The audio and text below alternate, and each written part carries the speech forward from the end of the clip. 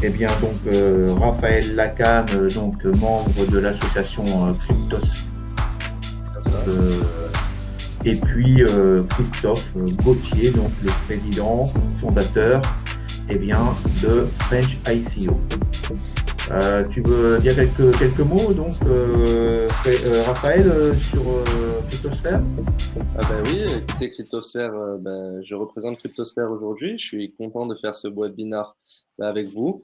Voilà, Cryptosphère, c'est la première association de France étudiante, donc de Catch Business School, qui est là pour démocratiser et vulgariser l'univers de la blockchain et des cryptoactifs. C'est pour cela que je vous ai rejoint aujourd'hui sur ce webinaire pour discuter avec vous de ces enjeux-là. Eh ben, on te remercie en tout cas, ainsi que Cryptosphère, de participer à ce webinaire. Donc Raphaël, eh bien, donc, va jouer le rôle de modérateur. Donc vous pouvez poser vos questions directement vers le chat. Et Raphaël, eh bien, donc, va recenser toutes ces questions. Voilà. Donc Christophe en fait Gauthier, le cofondateur eh bien de la société French ICO qui a été créée donc l'année dernière en juin 2018 mais il œuvre déjà depuis de nombreuses années dans ce secteur puisqu'il développe aussi avec son équipe des smart contracts depuis maintenant plus de 2 ans et demi. Alors sachant que 2 ans et demi dans le monde de la blockchain c'est déjà en termes de temps, je dirais pas mal du tout. Voilà, ben, je propose qu'on commence en fait le webinaire. Donc, pour ma part, donc je me suis pas présenté, mais donc Jean-Luc Lascallec, je suis le fondateur de Wallcrypt. Et la vocation de Wallcrypt, eh bien, c'est d'organiser régulièrement des webinaires dans le domaine de manière générale, dans le domaine de la blockchain. Donc, ça, je dirais de manière générale, puisque c'est blockchain, ICO, smart contract, voilà. Donc, ces webinaires ont une durée de une demi-heure, sont gratuits. Et vous avez un replay pour les personnes qui sont inscrites. Vous pouvez, ou celles qui n'ont pas l'occasion, ou qui sont inscrites mais qui ne peuvent pas gérer donc qui ne sont pas disponibles à cette heure-ci, pourront avoir à disposition ce webinaire. Je propose de commencer le séminaire et puis je vais laisser la parole donc à Christophe qui va donc pendant 20 minutes présenter le French ICO et son activité. Voilà Merci, Christophe. merci Jean-Luc. Bonjour à toutes, bonjour à tous. Donc je vais faire une petite partie de théorie très rapide pour que quand même vous compreniez pourquoi on utilise la blockchain dans le cadre de financement de projets en crypto-monnaie. Alors quand on parle de financement de projets en crypto-monnaie, pour ceux qui connaissent un peu, c'est de l'ICO. C'est d'ailleurs pour ça qu'on s'appelle French ICO. Donc, je vais vous expliquer un peu plus en détail tout ça. Donc n'hésitez pas à garder mes coordonnées qui sont ici en bas de l'écran et mon LinkedIn si vous avez besoin d'informations complémentaires par la suite. Si vous voulez, alors, hop, si vous voulez jouer un petit peu, enfin apprendre tout en vous amusant aujourd'hui, vous pouvez télécharger cette application, qui est une application qui marche sur Android ou sur iOS et qui permet tout simplement d'utiliser notre plateforme en toute simplicité. Donc, téléchargez-le, j'aurai l'occasion de vous réexpliquer tout à l'heure comment ça fonctionne. Alors, déjà, qu'est-ce qu'une Initial Coin Offering? Donc, on parle souvent de ICO. Donc, c'est une méthode de levée de fonds fonctionnant via l'émission d'actifs numériques tokens, échangeables contre des crypto-monnaies. Donc, c'est très simple.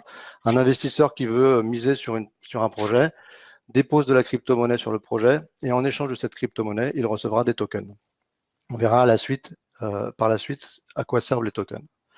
Donc, les tokens, qu'est-ce qu'un token? Donc, un token, c'est un actif numérique qui est utilisable et facilement échangeable sur la blockchain. Alors, ça veut dire quoi? Ça veut dire que le token est très liquide puisqu'il peut être échangé donc de pair à pair, donc de personne à personne, ou via des smart contracts. Je vais vous en dire un petit peu plus après. Donc, les avantages de la blockchain. Donc, la blockchain, c'est un registre distribué qui permet de transférer des actifs de pair à pair en toute sécurité, transparence et surtout sans tiers de confiance. Donc, je suis obligé de vous expliquer un petit peu tout ça avant de commencer dans le sujet plus précisément. Donc là, la blockchain, c'est un réseau distribué. Donc comme vous le voyez ici, chaque nœud, en fait, c'est les ordinateurs qui sont connectés ici. Si on coupe une branche, le système continue à fonctionner.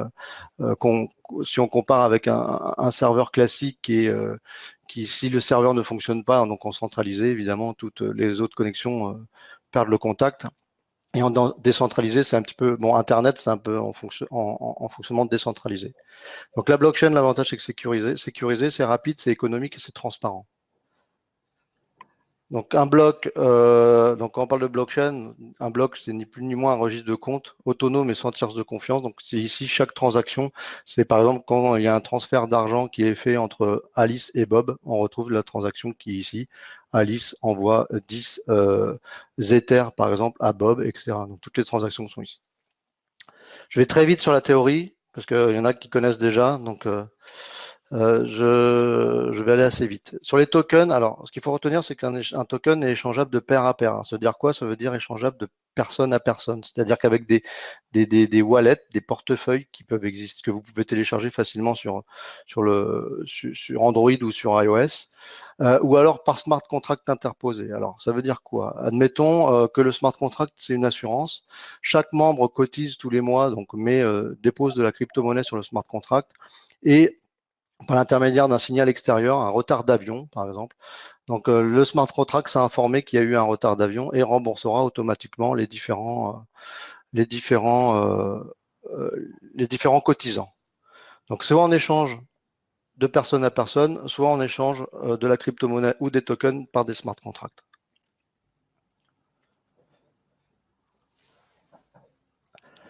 Alors, on le voit, donc les tokens sont facilement échangeables. Donc, la petite application que je vous ai proposé de télécharger tout à l'heure qui s'appelle Cipher, il y en a plein d'autres. Donc, c'est des portefeuilles de crypto-monnaies. Ici, on voit qu'on a des tokens, c'est des gardes, par exemple, et on a de l'Ether. Et on peut s'envoyer de personne à personne via un QR code. On peut facilement s'envoyer de la crypto-monnaie. Ça prend 15 secondes maximum sur Ethereum. Donc, quel que soit l'endroit dans le monde où vous êtes, vous pouvez envoyer de France vers Singapour. Même un gros montant, les frais de transaction seront toujours les mêmes. Donc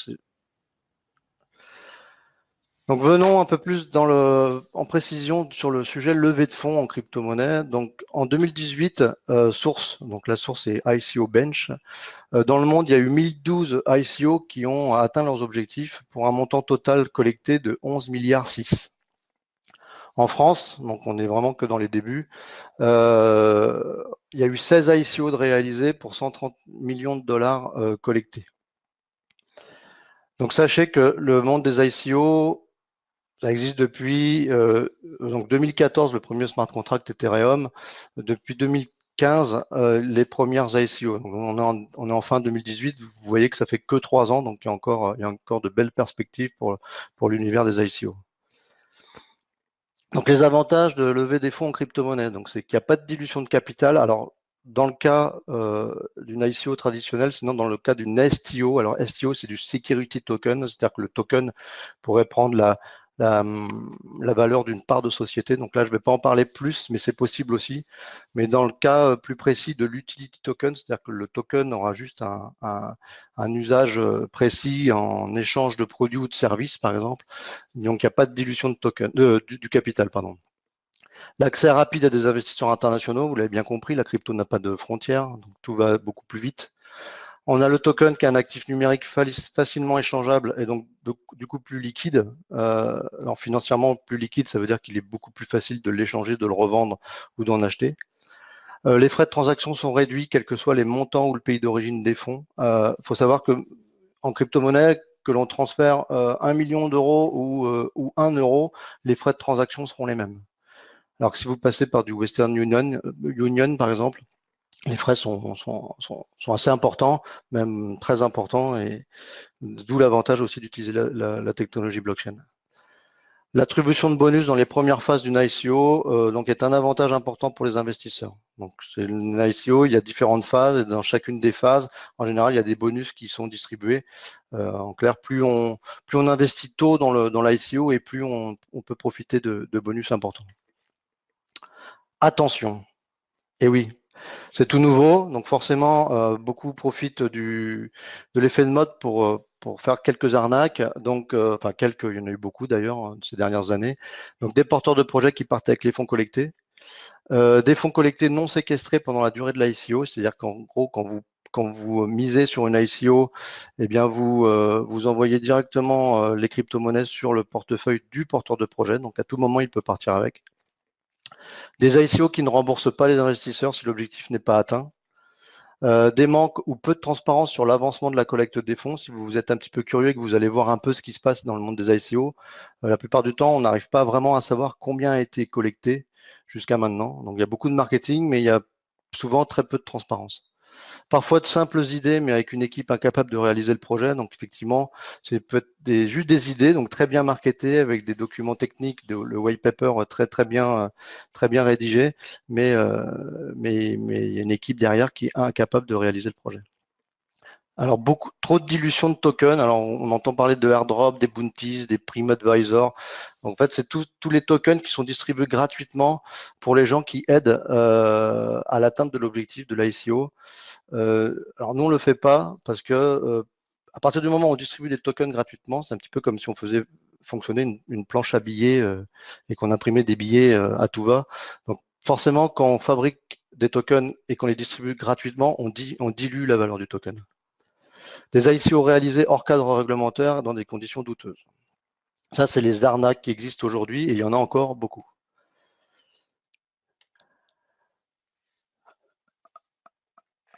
Alors, pour remédier à ça, donc en France, il y a eu énormément de régulations qui sont tombées en 2018. Donc, tout le monde s'y est mis, l'AMF, l'Assemblée nationale, les autorités des normes comptables.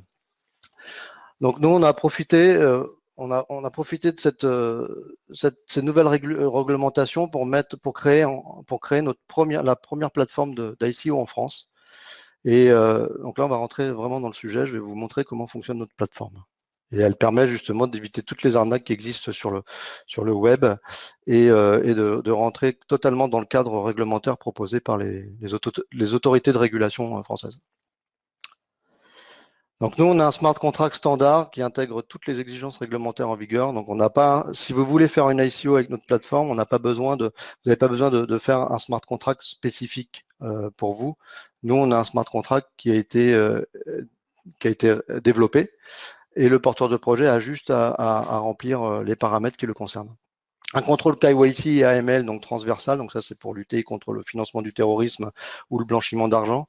Donc là, nos contrôles, tous les investisseurs sont contrôlés, leur identité est contrôlée, et ce contrôle est transversal pour toutes les ICO de notre plateforme.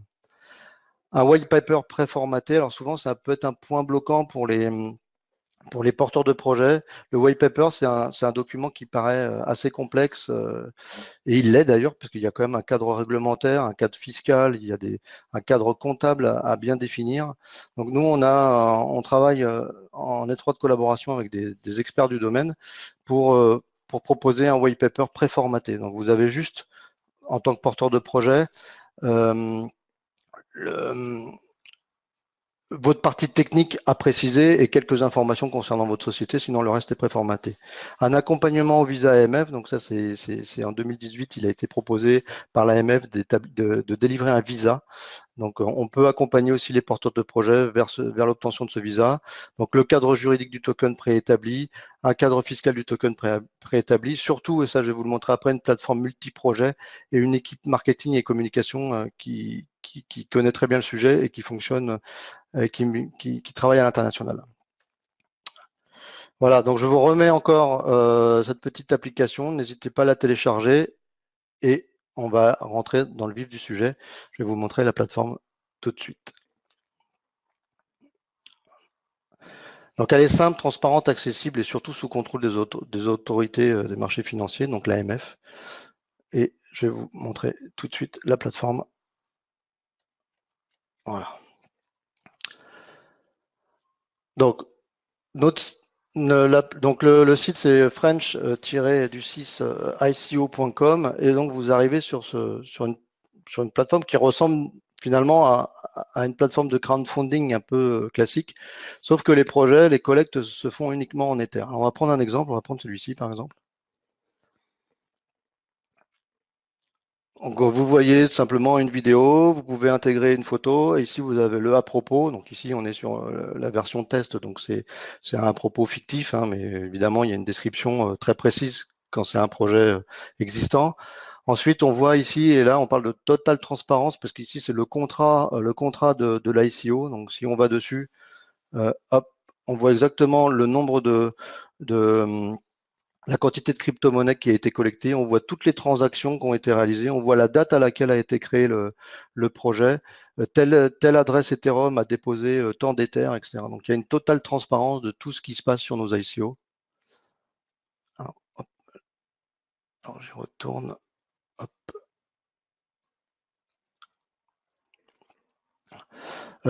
Idem pour le token, donc il y a un smart contract pour le token qui est fait spécifiquement pour le projet avec son nom, son symbole, et le nombre de tokens réservés, le site web et le livre blanc du projet en question. Alors, je vais vous montrer à quel point il est simple de miser sur un projet.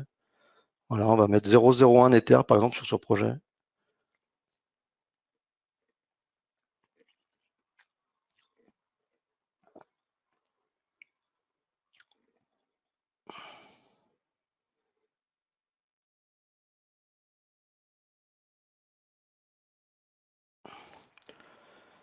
Et en à peine 5 secondes, la transaction est réalisée. Voilà, tac, terminé. Et donc ensuite, on peut aller voir en toute transparence donc sur le projet en question. Donc ici, hop, on retourne ici. On va voir la transaction. Donc là, il y en a une qui a été faite il y a 42 minutes. On va revenir dans quelques secondes. Il faut attendre juste que ça rafraîchisse. Et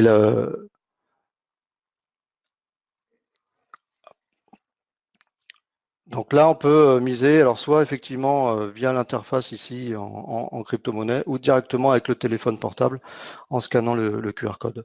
Donc miser sur un projet via notre plateforme est très très simple. Créer un projet, c'est très simple aussi. Le porteur de projet a que 5 variables à remplir. Au lieu de, alors voilà, une ICO traditionnelle, donc il y a plusieurs champs. Il y a une date de début, il y a un objectif, il y a un plafond, il y a une période de prévente, il y a une deuxième période, une période de prévente, une première période, une deuxième période. C'est assez complexe, mais en fait, sur notre plateforme, le porteur de projet a juste cinq variables à remplir, qui est l'objectif de sa levée, la date de début, la date de fin, le nom et le symbole de son token. Voilà. Donc, je vais vous laisser me poser des questions. Ça fait déjà 20 minutes que je parle. Alors, je vais juste vous montrer peut-être, voilà, la transaction en toute transparence. Donc, il y a une minute. Cette transaction, donc ça, c'est l'adresse Ethereum que j'utilise. J'ai déposé 0,01 Ether sur ce fameux contrat. Et donc, ce contrat, les fonds sont séquestrés dans le smart contract. Et c'est uniquement si l'ICO atteint son objectif que les fonds seront délivrés aux porteurs de projet, ou sinon les investisseurs sont remboursés. Et les tokens, idem, les tokens sont envoyés aux porteurs de projet uniquement si la ICO atteint son objectif.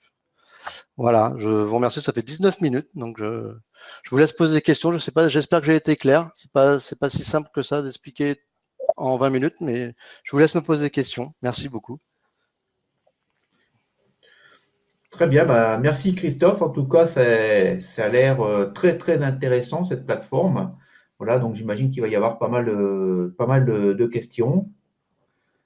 Voilà, je laisse la parole à Raphaël. J'essaie de les lire en même temps. Alors, vous avez quelques questions. Donc, en ce qui concerne justement votre plateforme, Christophe, y a-t-il des indicateurs sur votre plateforme qui permettent de prémunir des arnaques? Et ça, c'est une question de Xavier. Alors en fait, c'est le smart contract qu'on a développé spécifiquement pour notre plateforme. Elle intègre toutes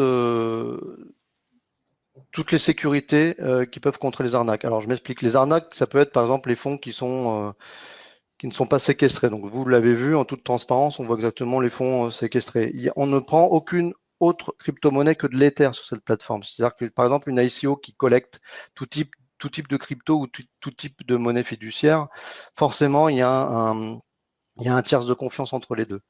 Donc, il n'y a pas d'indicateur sur notre plateforme, mais c'est plus la façon dont fonctionne notre plateforme et la transparence qu'on peut voir sur les smart contracts qui prouve. Après, le contrôle KYC aussi, j'en ai pas parlé, mais le contrôle KYC donc est fait et est transversal pour tous les projets.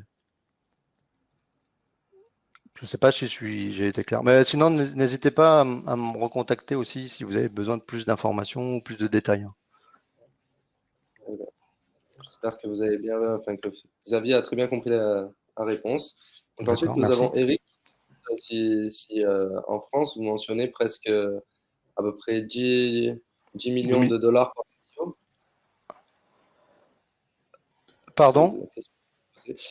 Il a cité il a dit, Eric, très clair, merci. En France, vous mentionnez presque 10 millions de dollars par ICO.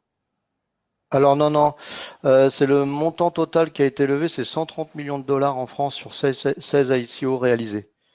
Après, ah oui, d'accord, donc effectivement, 13 millions divisé par 16, ça fait à peu près 10 millions. Donc c'est une moyenne, oui, mais il y a eu des plus grosses ICO, il y en a eu des plus petites. Vous pouvez voir toutes les informations. Alors, dans le PowerPoint que je vous ai donné, vous allez voir même sur mon LinkedIn, j'ai partagé il n'y a pas très longtemps toutes les informations. C'est France Digital qui avait diffusé un rapport. Donc après, vous avez le détail par ICO. Mais en moyenne, oui, ça fait à peu près 10 millions d'euros, effectivement. Ouais, c'est une belle somme. Hein. Une question intéressante de Xavier encore. Qu'est-ce qui fait qu'un projet est éligible pour une ICO, hors le fait que ce soit un projet blockchain? Alors, c'est pas forcément un projet blockchain, justement, c'est ce qu'on veut nous aussi avec notre plateforme, c'est de démocratiser l'accès au financement par la crypto-monnaie. Jusqu'à maintenant, c'était essentiellement des projets blockchain, donc c'était donc réservé à un public assez averti. Nous, on accepte tout type de projet sous réserve que on trouve un usage au token. Alors, je prends un exemple. Sur les différents projets qu'on a mis en ligne, c'est si vous avez, admettons, le stade Vélodrome qui voudrait créer un token, et ben en échange du token, donc l'usage du token, ça pourrait être la mise à disposition, enfin l'achat de places, toutes les prestations en fait qu'on peut acheter au stade Vélodrome, on pourrait les acheter avec le token. Et on pourrait aussi créer des privilèges, c'est-à-dire des prestations qu'on ne pourrait acheter uniquement en token.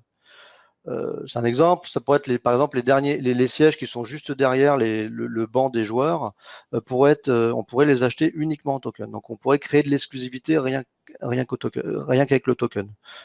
C'est un exemple. Et tous les projets sont éligibles, il faut juste qu'il y ait clairement un usage qui soit trouvé au token.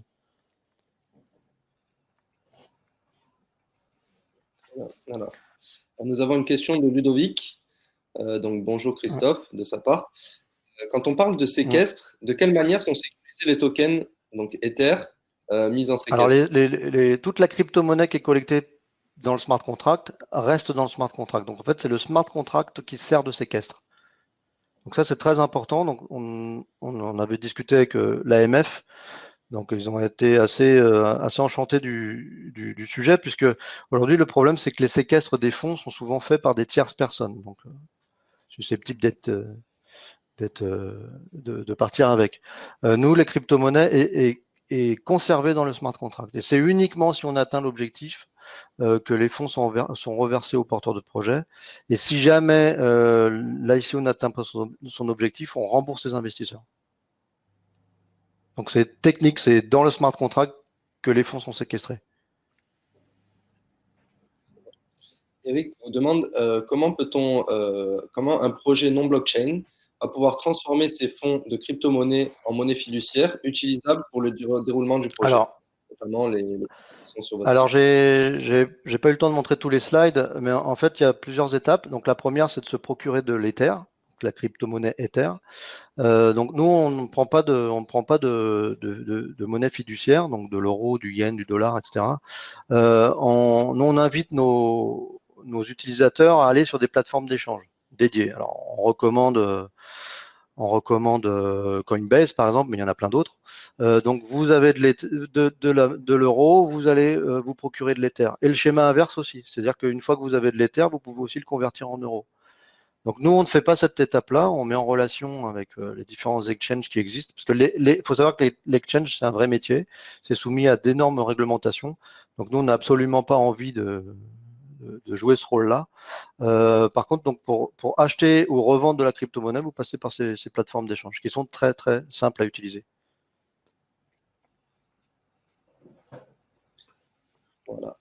Pour l'instant, vous n'avez pas d'autres questions. Apparemment, vous avez été très clair sur le sujet. Alors j'en vois une. Les porteurs de projet n'ont pas de difficulté à échanger les grosses sommes de terre en E1. Alors oui, alors il y a encore des problèmes de. Alors ce qu'il faut savoir quand on fait une collecte de crypto-monnaie, il est impératif de faire le contrôle KYC AML. Alors KYC AML, pour ceux qui ne savent pas, c'est le contrôle d'identité des personnes qui déposent des fonds, donc pièce d'identité, on fait une photo, un selfie de son visage, et puis il y a des algorithmes qui vérifient si votre pièce d'identité est une vraie et que la personne qui est derrière la caméra est bien celle qui possède la pièce d'identité.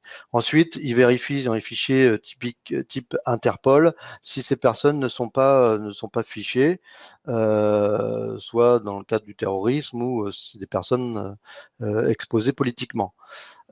Si c'est pas le cas, ils peuvent déposer des fonds.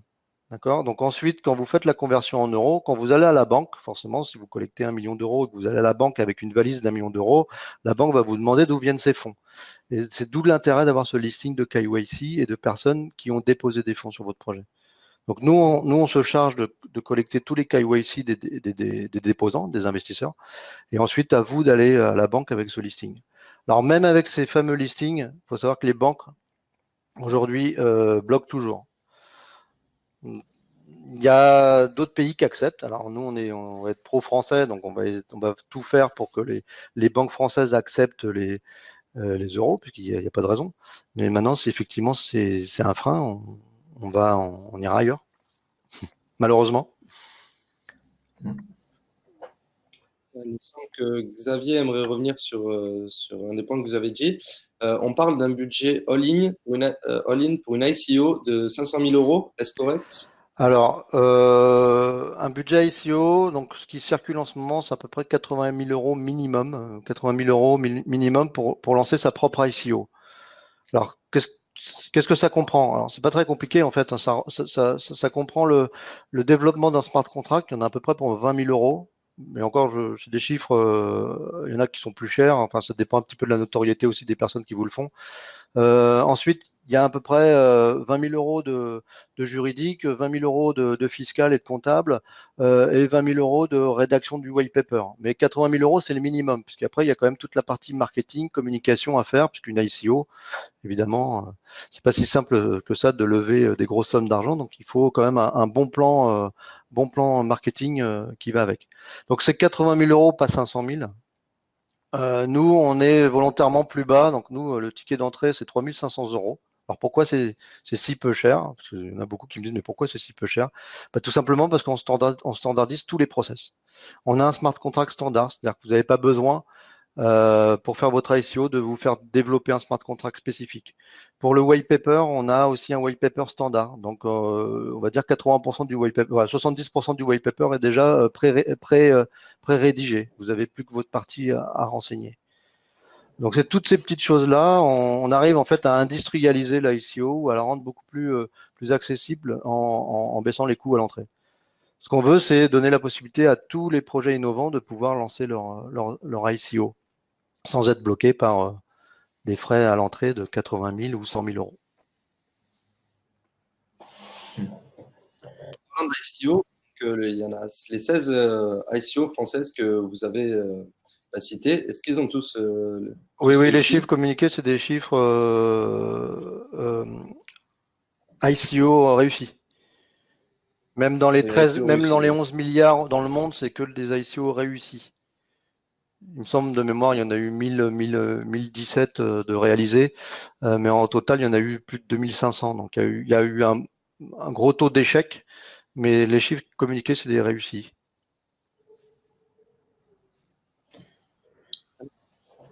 Voilà, peut-être une dernière question parce qu'on va atteindre les 30 minutes, mais qui est relativement intéressante.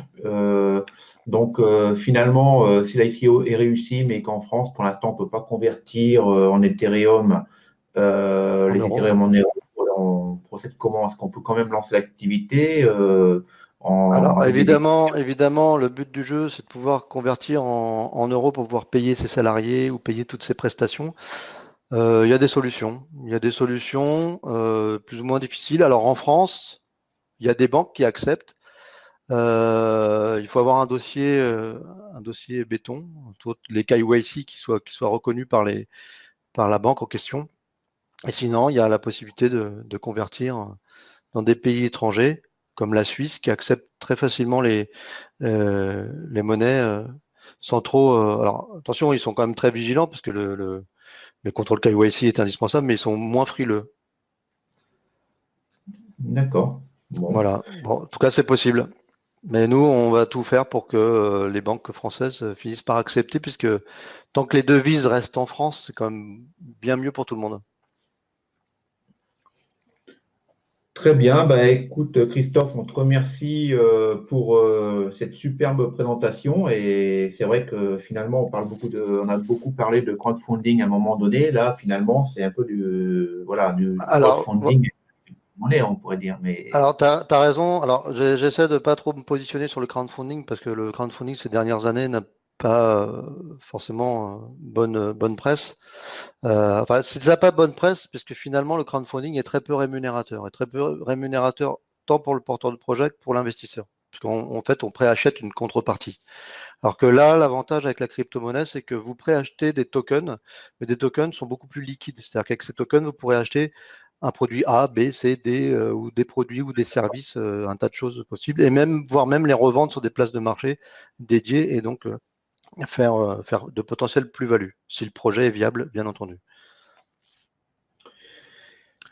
eh bien, écoute, Christophe, merci encore d'avoir présenté French ICO. Merci à Cryptosphère d'avoir participé et puis aussi à nos partenaires médias tels que La Tribune, la chaîne de blocs. C'était vraiment très intéressant et pour les personnes qui le souhaitent, eh bien, je vous invite à prendre contact avec Christophe de French ICO où ses coordonnées donc étaient mentionnées.